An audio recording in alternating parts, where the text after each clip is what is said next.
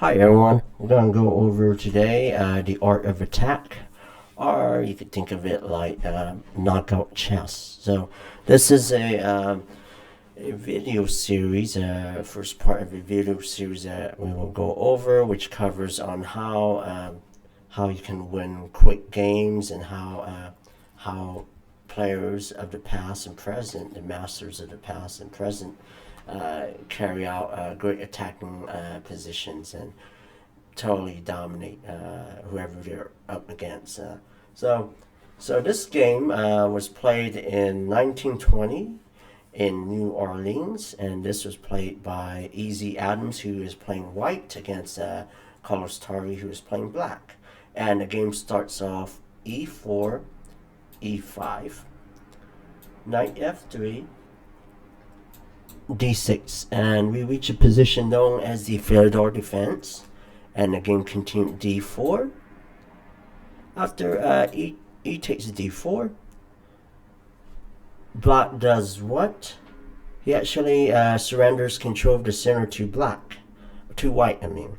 So the better option for black to play is actually playing knight to f6 with ideas to counterattack and win the pawn on e4, or to play knight to d7 to defend that pawn on e5. So once you play that, you can do that. But taking on e4 is not the best way to play.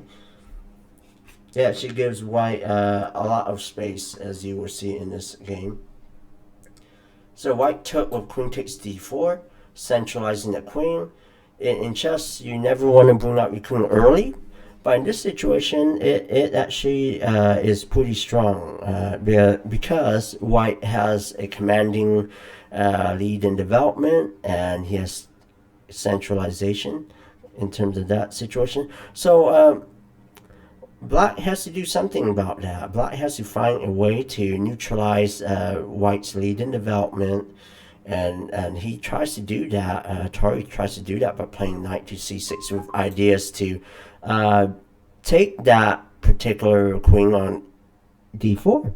So that's a threat, and Adams neutralizes that threat of the knight by playing bishop to b5. Okay, and that idea with bishop b5 is it pins that knight and denies that knight the right to capture on d4, because that would be an illegal move, because that bishop's also eyeing for the king, as you can see.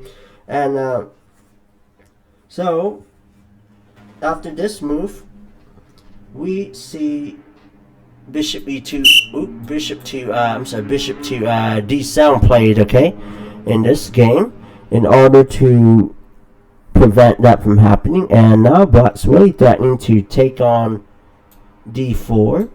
So due to the fact that no longer this knight is pinned down, so the way that Adams fights in this position is to take on c6. So he just eliminates that knight that was attacking the queen, gets rid of it, and it leads to bishop takes c6. So in this position, Adams still has a very strong centralized position with his pieces in play intact. So total domination and command of the center, also leading development. So let's see what happens after this. Now we see white continues by playing knight c3. So more pieces are being developed into the game. Makes sense, right? To attack the center. And here Torre does the same thing. He tries to fight for control of the center by playing knight to f6. Okay, so pretty soon he's going to try and castle. He just needs to develop the bishop out and castle short. And here in this position, Adams castle immediately. So makes a lot of sense. So when you have enough forces in the center, when your king is still in the center, you want to castle your king safely to avoid any trouble from occurring. You don't want to get checkmated when your king's in the middle of the board. And then this move also allows that rook to come into play. So we see now bishop e7 play. Black wants to castle. Torre wants to castle short, just like Adams did. And we see now Adams go out and play pretty aggressively, and actually plays knight to d5. So this move is very interesting. He's commanding control over d5 and trying to find ways to neutralize neutralize black's position. And here, Torre actually ends up taking on d5 with the bishop. So he took that bishop, he took that knight with the bishop. And in this position, it just turns out that exchange didn't help him out very much. Okay, let me explain why. Because after e takes d5, white gets even more space control, pretty much. This pawn here is neutralizing the activity of that bishop.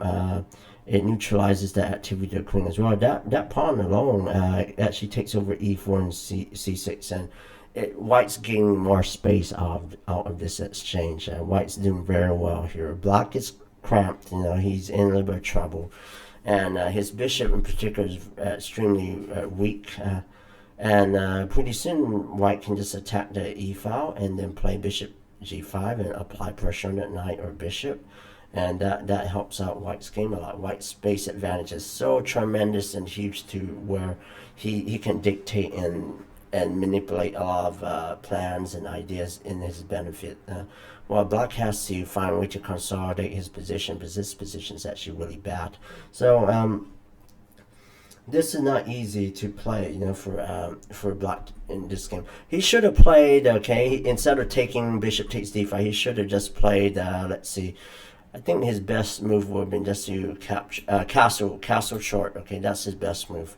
Even when he loses the pair of bishops, okay, the two bishops are better in middle game than the knight and bishop. Even if he loses it, at least he has some pressure in play. Okay, along the center, and eliminates and destroys white's command of the center control. Okay, so he can play something like that. Okay. And then the queen can also drop back to g6 to challenge the queen. And black's position is a little bit better because that bishop is much more superior than a knight. Even when the material is about balanced and equal, but black has a slightly better position.